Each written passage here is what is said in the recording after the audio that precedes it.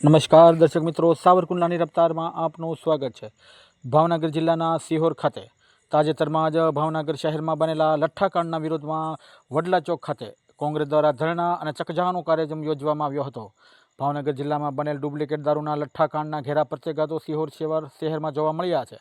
લઠ્ઠાકાંડના વિરોધમાં આજરોજ ભાવનગર જિલ્લા કોંગ્રેસની પ્રમુખની ખાસ ઉપસ્થિતિમાં સિહોર તાલુકા કોંગ્રેસ સમિતિ દ્વારા સિહોર વડલા ચોક ખાતે ઉગ્ર વિરોધ કાર્યક્રમ યોજવામાં આવ્યો હતો, જેમાં સિહોર તાલુકા કોંગ્રેસ પ્રમુખ અશોકભાઈ વી મકવાણા મામસી, મહામંત્રી તેમજ નગરપાલિકાના કોંગ્રેસના સભાસદો હોદ્દેદારોએ વડલા ચોક ખાતે મંડપ નાખી ધરણા કાર્યક્રમો યોજ્યા હતા અને ભાજપ વિરુદ્ધ ઉગ્ર સૂત્રોચ્ચાર કર્યા હતા। ત્યારબાદ કોંગ્રેસ દ્વારા ભાવનગર રાજકોટ હાઈવે પર રસ્તા રોકો આંદોલન કરી ચક્કાજામ કરવામાં આવ્યો હતો અને વાહનો થંભી ગયા હતા। આ ઘટનાની જાણ થતાં જ સિહોર પોલીસ દ્વારા વિરોધ કરી રહેલા કોંગ્રેસના હોદ્દેદારોની અટકાયત કરી પોલીસ સ્ટેશને લઈ ગઈ હતી, જ્યાં બાદમાં તમામને મુક્ત કરવામાં આવ્યા હતા। ભાજપ સરકાર ડુપ્લિકેટ દારૂનું દૂષણ ડામવામાં સદંતર નિષ્ફળ ગઈ હોવાનો પણ કોંગ્રેસ દ્વારા આક્ષેપ કરી અને આક્રોશ વ્યક્ત કરવામાં આવ્યો હતો। Bureau report, Savarkundla રફતાર, Sattar Metar, Sihor.